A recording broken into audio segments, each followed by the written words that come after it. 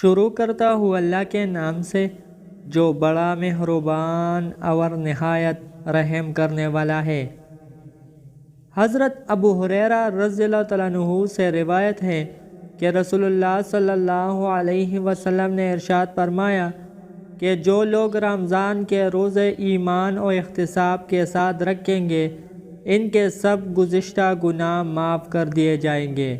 اور ایسے ہی جو لوگ ایمان و احتساب کے ساتھ رمضان کی راتوں میں نوافل پڑھیں گے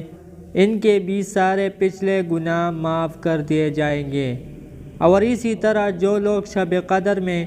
ایمان اور احتساب کے ساتھ نوافل پڑھیں گے ان کے بھی سارے پہلے گناہ معاف کر دیے جائیں گے۔ دوستو، اللہ جل جلالہ ہمیں ان احادیث مبارکہ پر عمل کرنے اور اپنی زندگی کو سنوارنے کی توفیق دے۔